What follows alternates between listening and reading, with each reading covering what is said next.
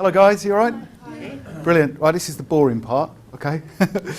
For about an hour or so I'm going to talk to you about writing and publishing books. And there's a couple of people in the room, Lilia and Wendy, who I've been working with, so a couple of familiar faces, which is great. Yeah, I'm going to talk to you about writing and publishing books. I believe it's a great way to position yourself, not just as an expert, but it's a great way to get your business out there relatively quickly. I've written and self-published in excess of 200 books, best-selling books so far, and I use a system to achieve that. So I'll talk about the system that I use. I think the key words there in that part are self-published.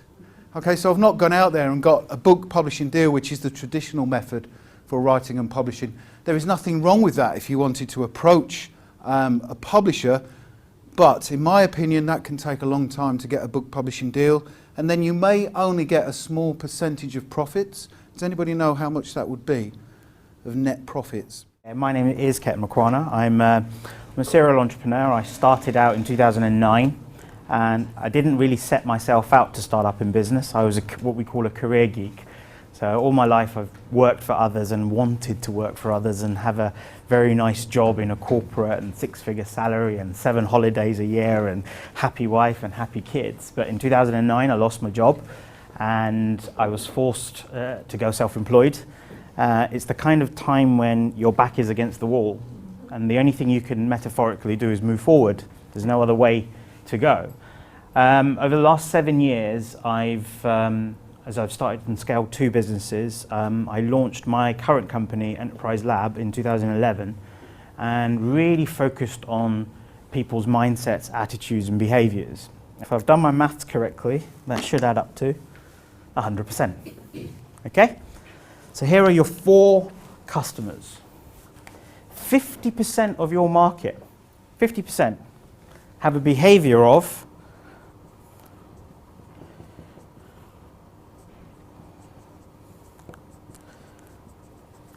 I want it for free. 50% of your market, no matter who they are. Don't care what they look like, I don't care what background they are from, I don't know how wealthy or poor they are. 50% have a behavior of I want it for free. When anyone demonstrate that kind of behavior, their attitude to you is no loyalty. How many of you use Dropbox or heard of Dropbox? Okay, keep your hands up if you still use the free version of Dropbox. Don't even use either. Okay, no problem. So, for those of you like me who live in the world of free, the CEO of Dropbox has just announced that they're now going to charge $14.99 a month for that very same space that you use for free. What are you going to do? What are you going to do?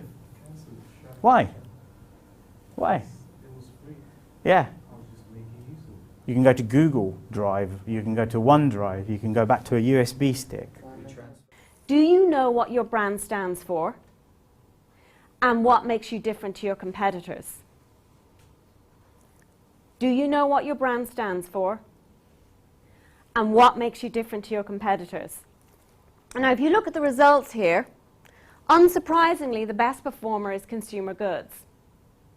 But look at the drop-off thereafter. The next best performing sector is the airline and travel industry. And at the very bottom we've got hotel and hospitality. Now these statistics apply regardless of whether you're selling product or service. So the question is, because I haven't had the benefit of access to all your different sectors in which you operate in terms of what your offering is in the marketplace, but chances are that perhaps you fit into one of these. And then a brand that has really strong personality is a brand that becomes more memorable. And there are 12 key archetypes for brand personalities. And we look at, well, which is the archetype that's most applicable to your brand? And then we look at, well, how do we add more personality to that to make it even larger than life? Yeah. Yeah, it's like taking the personality and character of the brand and amplifying it even further in a way that's relevant to your audience. I'm going to go very, very quickly through the 5 human needs, which you know Maslow developed this pyramid of needs. I changed them a little bit to upgrade it to the new 21st century. And basically it's safety, like you want to have a house, you want to have food on the table, just be comfortable that you can leave and eat tomorrow. The variety is that you want to do loads of different things. You want to meet more people or travel in different countries or just have a day full of different activities. Yeah? So it's not boring and it's not repetitive. Love is that you want to feel connected with people, belong to a community, have a relationship, and this emotional involvement with others. Then you want to have respect. You want to be appreciated for what you've achieved, for who you are. And the last one is contribution. You want to contribute to helping others. And that need can come in having a baby or planting a tree or building a house, just feeling that you've left something behind. But it can also come in as helping others. As Rick mentioned, don't think of the money when you do the business. Think of how can you contribute to others. Because when you go through this need and when you satisfy your contribution need, all the other needs are going to be met.